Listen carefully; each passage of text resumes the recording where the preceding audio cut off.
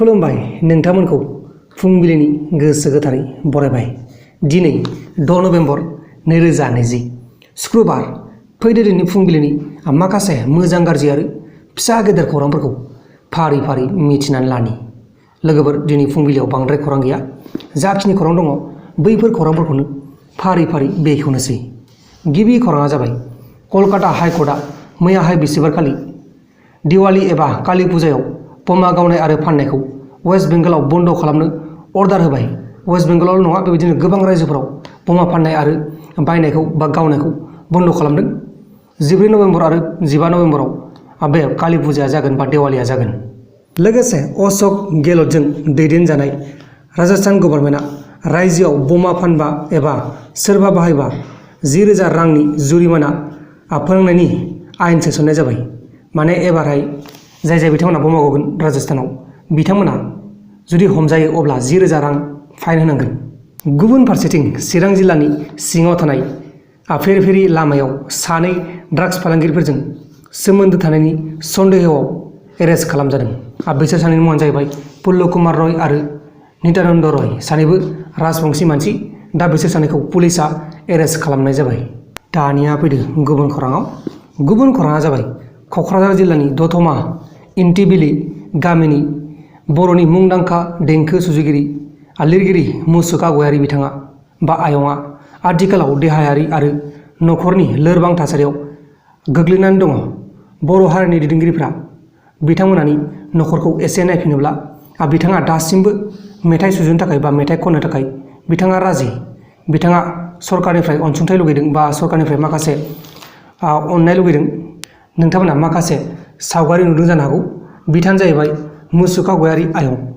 लोगोसे बाक्सा जिल्लानि तामुलपुर ओनसोलाव कलिता हारिनि खौरांगिरि मेल। कलिता हारिनि दैदेनगिरिफोरा एसटिनि दाबि खालामदों। गुबुन गुबुन हारिफोरनो एसटि होनो हायोब्ला कलिता हारिनो मानो एसटि होनो हाया होननानै बिथांमोना गोख्रोङै सोंखारिदों आसाम गभर्नमेन्ट आरो भारत सरकारखौ।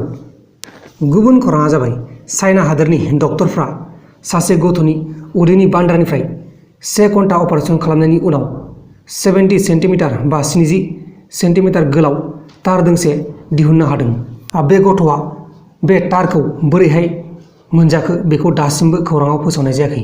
जेब्ला खौराङाव फोसावनाय जागोन नोंथांमोना आङो भिडिअ खालामनानै फोरमायगोन। अब्ला दानिया फैलायदो गुबुन खौराङाव।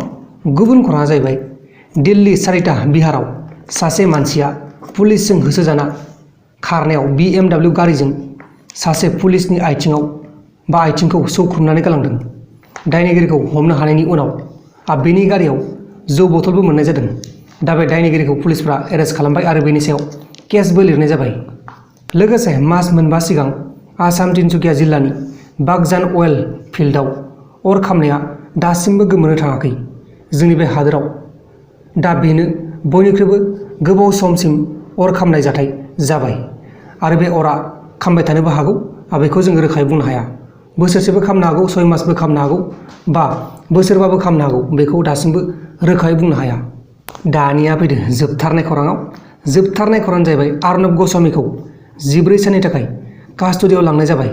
कास्टडियाव लांनानै बिथांखौ माखासे सोंथि सोंगासिनो दङ आरो बिथांखौ पुलिसजों हमजानायखौ लानानै बिथांखौ जायबा मोजां मोनो बिथांनि फेन्सफ्रा गोबां दुखु मोनदों आरो बिथांखौ थाबैनो जोबथेसालिनिफ्राय हगारनांगौ होननानै गोख्रों दाबि खालामदों। लोगोफोर, दिनैनि फुंबिलिनि रादाबफोरा बेखिनिल'मोन। जुदि नोंथांमोना आंनि बे भिडिअखौ मोजां मोनदों अब्ला भिडिअखौ शेयार खालाम नोंथांनि लोगोनो।